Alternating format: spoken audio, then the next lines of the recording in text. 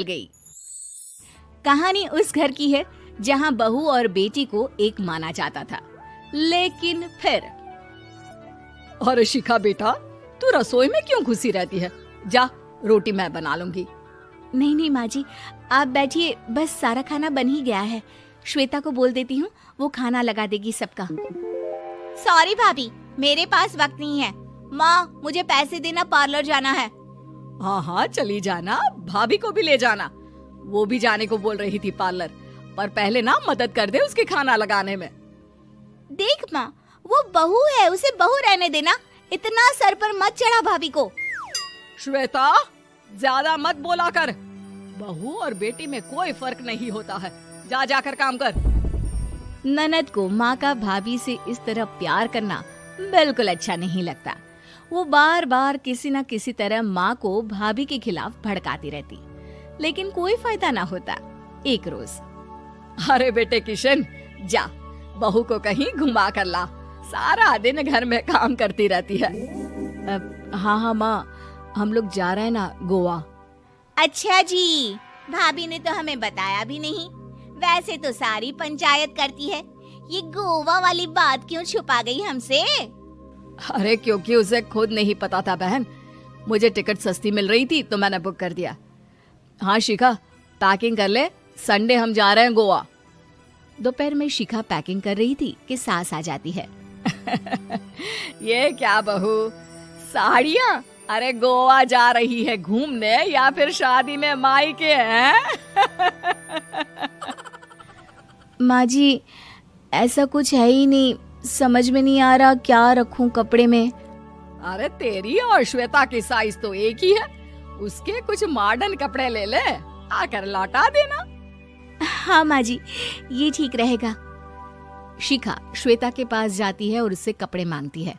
ना जी ना, मैं अपने कपड़े ना दूं, वैसे भी फैल जाएंगे मेरे कपड़े, बहुत महंगे वाले हैं। शिखा मुंह लटकाकर कमरे में आ जाती है तो सास कहती है, चल तैयार हो जा, तुझे मैं शॉपिंग करा कर लाती हूँ गोवा की। बस फिर क्या था, सास बहू निकल जाते हैं मार्केट और एक से बढ़कर एक ड्रेस खरीद कर घर आते हैं। पहले बता देती कि नए कपड़े दिलाने वाली है भाभी को, तो मैं अपने ही दे देती ना भाभी को, मुझे दिला देती नए कपड़े। देख श्वेता, परिवार का मतलब सबके साथ रहना होता है, ना कि सिर्फ अपना सोचना। वैसे भी तुझे अच्छे संस्कार सीखने चाहिए। और रही बात कपड़ों की, तो शिखा, आज से घर पर भी तू मॉडर्न कपड़े ही पहनेगी। कोई जरूरत नहीं है ये साड़ी वाड़ी लपेटने की। अब क्या था, घर पर श्वेता और शिखा एक जैसे रहते। एक बार पड़ोसन आती है। अरे बेटा, अपनी माँ को तो बुलाना जरा, बात करनी है। शिखा सास को बताती है और रसोई में चली जाती है। ये आपकी बेटी बहुत बड़ी हो गई है, इसके लिए एक रिश्ता है, कहो तो बता दूं। ये बेटी नहीं बहू है, घर में सब एक जैसा ही रहता है। वैसे मेरी बेटी भी बड़ी हो गई है, कोई रिश्ता हो तो जरूर बताना। पड़ोसन रिश्ता लेकर उन लोगों के घर आती है। तब श्वेता की होने वाली सास कहती है, तो ये घर है, कितने मंजिल का है? और ये बहू ने आपकी क्या पहन रखा है, जीन्स टॉप? अरे भाई, साड़ी वाड़ी नहीं है क्या इसके पास? देखिए, सर्दी है तो साड़ी में बहू कैसे मैनेज करती, वैसे पहनती है साड़ी भी। देखिए, हम लोग ठहरे पैसे वाले लोग, कोई कमी नहीं है हम लोगों के पास पैसों की, बहुत पैसे हैं, जमीन, नौकर चाकर, कार, सब कुछ है, लेकिन घर में संस्कारी बहू चाहिए। समझ रही हैं ना आप? सास कुछ कहती कि श्वेता बोल पड़ती है, हाय रे, नौकर चाकर से लेकर जमीन, कार, पैसा, हाँ हाँ मुझे रिश्ता मंजूर है, मंजूर है मुझे। अरे रुक जा श्वेता, मैं बात कर रही हूँ ना। देखिए, हम लोगों के घर इतनी आजादी नहीं मिलेगी। अरे हाँ कर देना माँ, हाँ कर दे जल्दी से। सास क्या करती, बेटी की शादी ऐसे घर में कर देती है जहाँ ना उनके विचार मिलते हैं और ना ही आचार। शादी के बाद एक रोज फोन पर, श्वेता बेटा, एक बार घर आ जा, बहुत दिल करता है तुझे देखने का। माँ, वो घर पर बहुत काम होता है, कैसे आऊँ? बड़ा घर है, लेकिन आने जाने वालों की लाइन ही लगी रहती है। बेटा मैं तो जानती थी उस घर का हाल, लेकिन तू ही नहीं मान रही थी। माँ देख, हर घर का यही हाल है। तेरी बेटी को यहाँ घूंघट हटाने की परमिशन नहीं है और एक तरफ भाभी स्कर्ट पहनकर घूम रही है।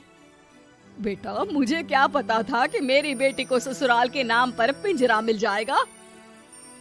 अच्छा माँ, फोन रखती हूँ, सास को गर्मा गर्म रोटी खिलानी है।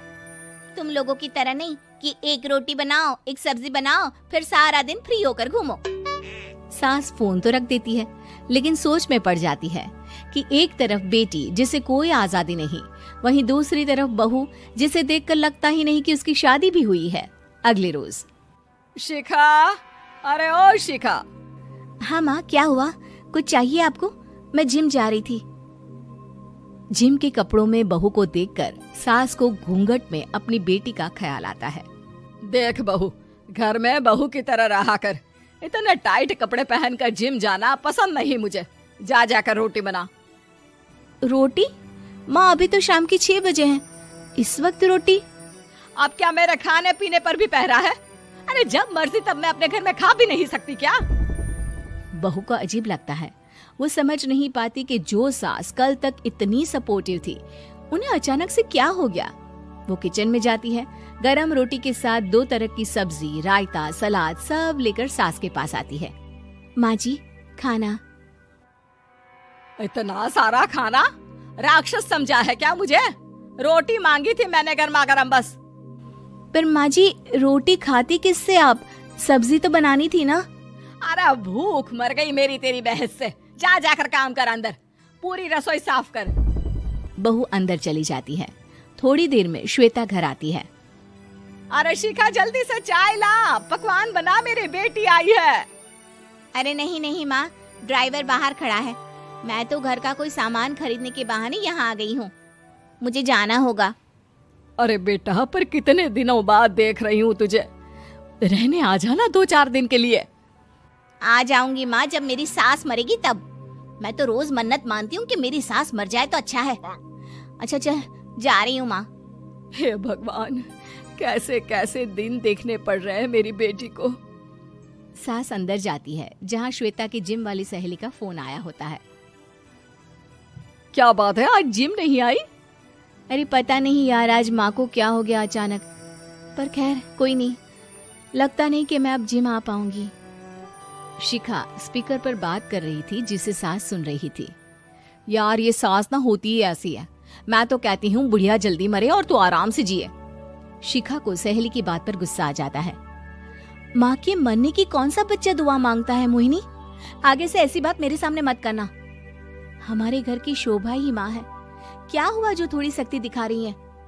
उसमें भी कोई ना कोई उनकी भलाई ही होगी।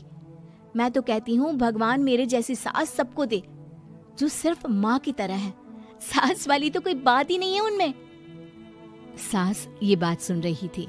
उनकी आंख में आंसू आ जाते हैं कि क्यों वो बेटी की किस्मत में बहू को भी भागीदार बना रही थी। शिखा, अरे ओ शिखा, क्या हो गया? जिम नहीं जाना क्या?